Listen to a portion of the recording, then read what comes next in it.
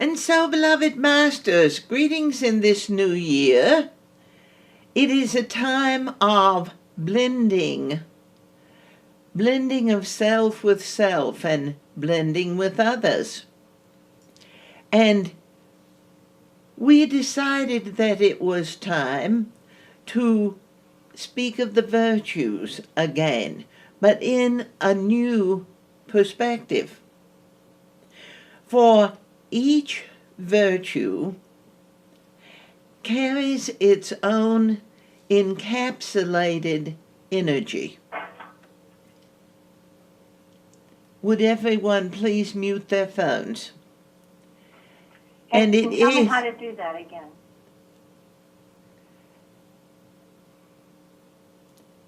It is to mute by pushing the mute button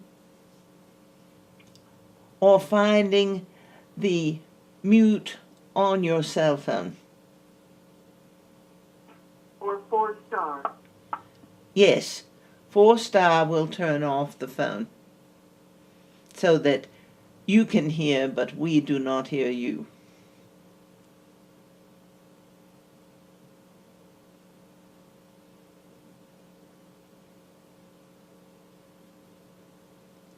So, each virtue, each word that you speak actually is an encapsulated power. And to live the virtues requires that you really pay attention to how you feel as you are moving through the affairs of your life, as you are making your choices, as you are discovering each new step that you are taking. Because life in the illusion has been all about distraction. It has been about chaos, conflict, and diversionary tactics. The ego has created as much potential for separation as possible. And this decade, this time of 9 years, this new cycle that began in 2017, is flowing into the next level of energy, of empowerment, the next phase of realizing yourself, feeling you, experiencing you. Yes, to name what you're feeling: joy, happiness, peace, sadness, grief, anger, but even more. And how is this influencing me? When we call humanity to align with themselves, it isn't as though we're encouraging selfishness. What we are inviting each person to experience is self-awareness. Because self-awareness brings enlightenment. Feeling not only the name of an emotion or a concept, but recognizing, and how is this energy influencing my life? When you live the virtues, it basically is a call from the divine to experience a more powerfully aligned recognition of yourself and how you are connected to all.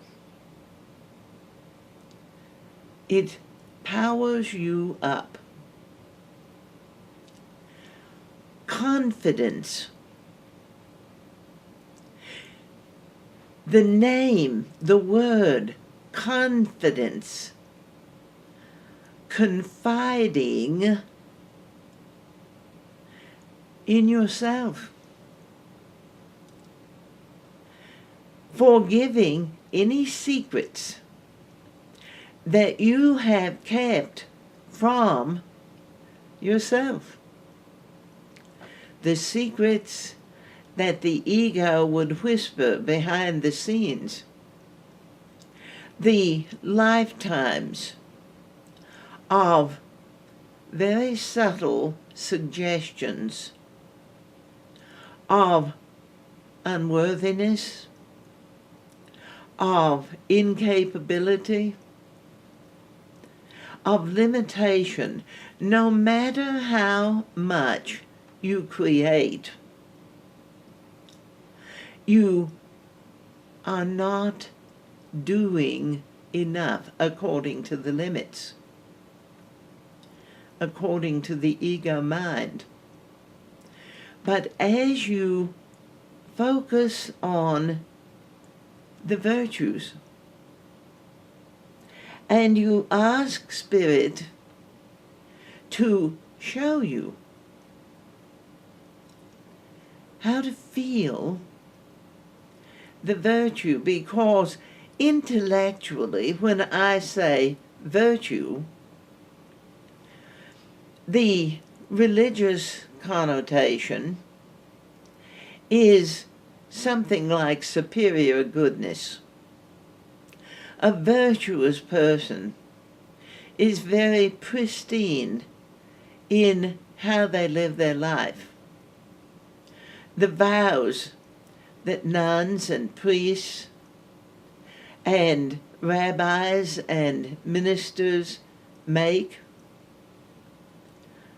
the vows that those that have chosen to follow a religious path will make. And yet, to live the virtues in your daily life allows you to live yourself real and still create a very good life. And I say, and still, because the logical mind is always about either or. You're either living a virtuous life or you're a scoundrel. You're either always doing good works or you're a sluggard. And so, to accept, invite, embrace the virtuous life, and it lights up your inner spaces beautifully. Because the virtues create a comfortable inner space that is wonderful to live in. Just as you would create your home to be a place of invitation, of beauty, of comfort, a place where you can be yourself and share with others. The virtuous life. Clarity, vision, nobility, honor, integrity, courage, wisdom, compassion. The ethics, but raised to a higher level. For ethics, in an intellectual way, are the rules and regulations of the laws of man. And the rules and the regulations of the laws of man are, by the mind that has made them, also considered that they are something to be broken. But when you feel the virtue, the energy of ethics, then words like integrity and honesty and truth and even faith began to come into play. And they bring a spike of upliftment to your energy. You may stand a little taller. You may have a bit more spring in your step, because the virtues give energy. They inspire power. They uplift your spirit, and they raise your emotional level to that of feeling consciousness. The virtues become a protection as you move through life, not a defense or an offense or a plan for battle strategy or the necessity to compete or war with others.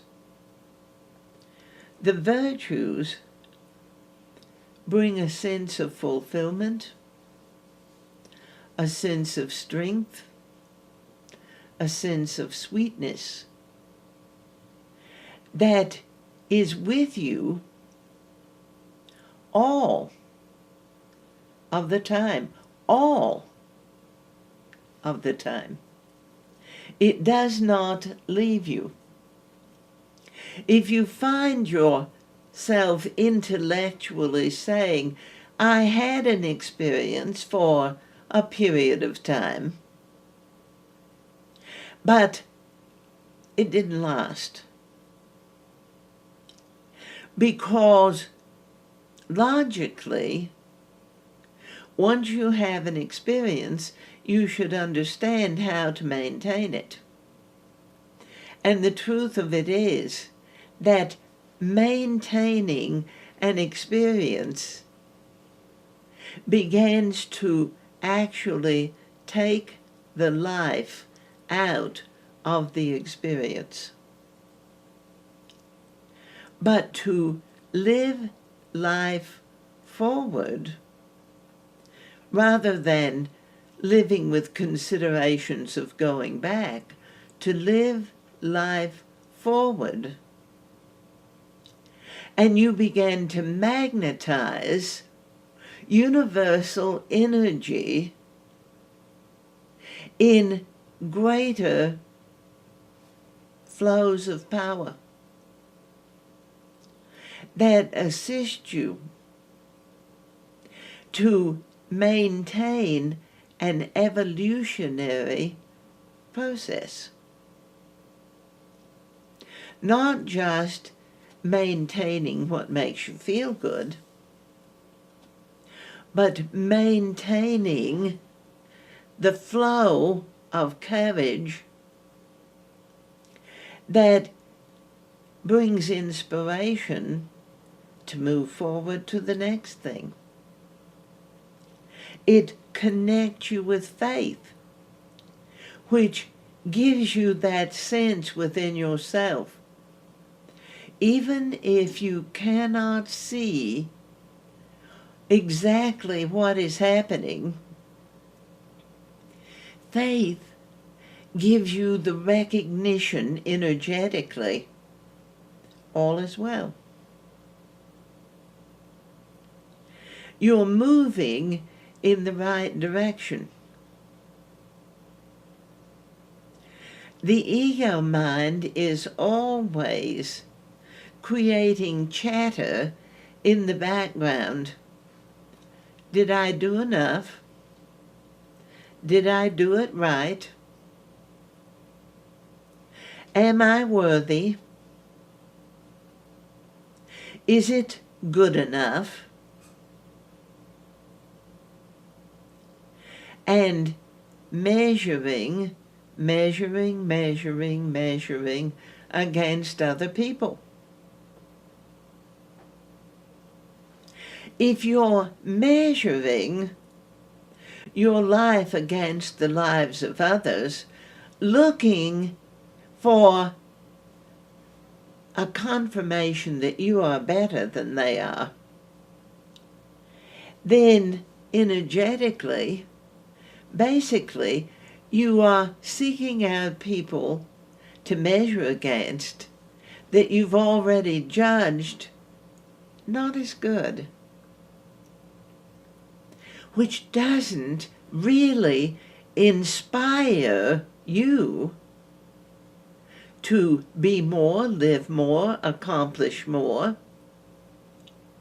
It simply gives you a good excuse to say, yes, I measure better than they, so complacency can set in. Where living in that internal desire to be shown the next step of virtuous living because it fills you up. It empowers you. It doesn't mean you're too good to be true. And it doesn't mean that you're less than. It means that you live you the best you possibly can. And you seek to find and ennoble within yourself the very best you possibly can. And when that is the focus of your life, then, dearly beloved masters, you really feel, physically, mentally, emotionally, how spirit supports you, how solid it is as a foundation, how it fills you up, how it embraces you gently, yet powerfully, compassionately, without being overly compensatory for your flaws. So living the virtues daily, weaving that energy allows you to really begin to discover your internal, are you ready for this? Virtuoso.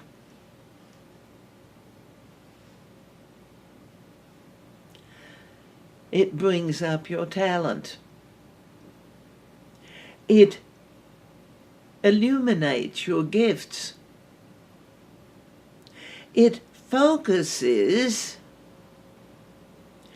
in sometimes very fine tune on those amazing, unique pieces of yourself that perhaps have been hidden for so very, very long in the illusion.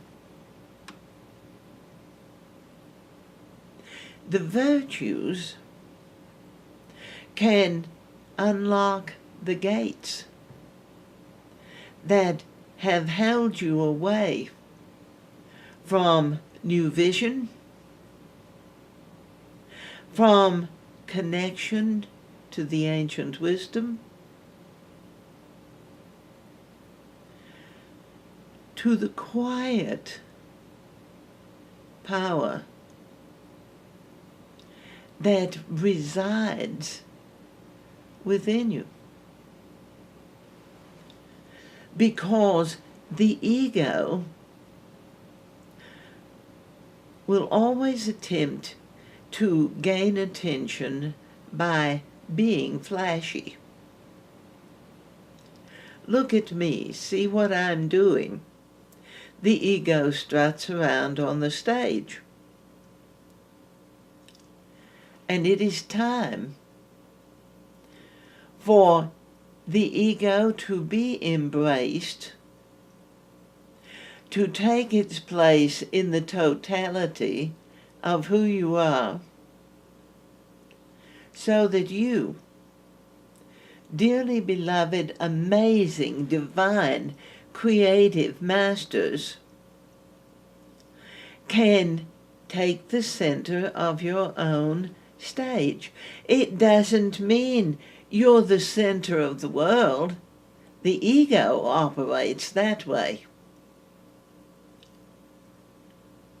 It means that you are the central creator in your world, co-creator with the divine. And that brings a richness, a vitality, an essence, an exquisite texture, tone, frequency. It allows you to really experience in your daily life how it is to feel rich. And rich, really, more often than not, is how you allow the energy of life to be with you. Because people can have lots of money and yet never experience the comfort of how that energy can be a security, because they're too busy worrying about not having enough money. And as you live the virtues, they uncover those well springs of life in its fullest form. And the sense of rich expresses forth from the beauty of nature, the power of interaction with other human beings, the delight of being pleasantly involved in a gift, a talent, something that really brings you joy to create, but also brings you joy to share. And the more that you focus on the virtues, the less time, space, old places there are to worry that others might be living their life better than you are, that others are smarter or more creative, or they're loved better, or they love better.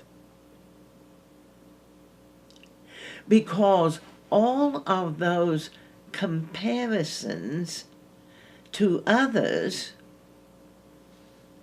diminish your recognition of all the exquisite facets of the jewel that is you. Your essence. It doesn't have to be loud. Very often, someone who is quiet makes a space where they can be heard,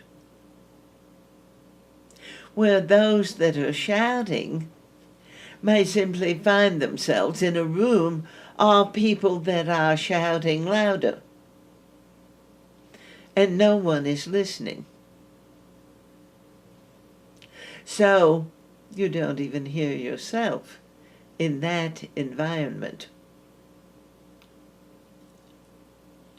Virtues in the daily life. The day you live. I rise up in the morning. I go about my tasks that I perform to begin the day. I take the steps that I have contemplated for my life on that day. It may be going to work, it may be running errands, it may be shopping, it may be fulfilling tasks for others.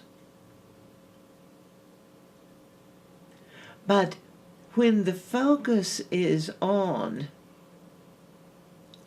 how life flows, when your considerations are on the highest and sweetest, most comforting and comfortable elements that allow you to bring about powerful, positive accomplishments. And when you come to the end of a regular day in your daily affairs, that sense of accomplishment, that sense of gratitude, the feeling of a life well lived, a job well done, is a blessing that comes with allowing a virtuous life. Whereas if you focused on faults and flaws, and at the end of the day, all you can do is look at everything you didn't get done and berate yourself for your inefficiency or your incapability, then life is not comfortable. You may dread rising up in the morning because you're going to face another day of chaos and conflict. You may dread coming to the end of the day when your ego is waiting to sit in judgment on how you lived your life that day.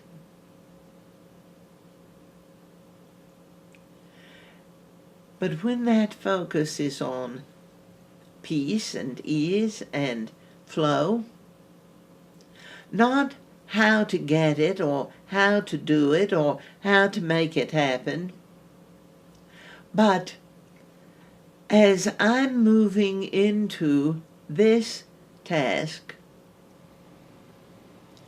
I call Spirit to simply assist me to flow with the patterns of life, without resistance, without criticism, without conflict, just to flow into the task, being clearly aligned with the task. Because when you're present and living the virtues calls you to be present now, where chaos and conflict and competition can allow your mind to go off in so many different directions, and scattered forces bring scattered outcomes. And the ego mind wants to go into rebellion, but if I'm going to live a virtuous life, that's so confining. Au contraire. Control is confining. But being open to allowing a new direction, a new opportunity, even a new way of doing the things that you've always done a particular way, and as you are exploring the virtues, you find the courage to allow yourself to be shown how to accomplish an old familiar task in a new and different way, only to be astounded. Because the mind said, if you just do it the way you always have, that's the shortcut. But when you allow Spirit to show you a different way, not only can it be more fun, it can be more interesting, and it honestly can take a lot less time. Because the ego mind operates in convolution.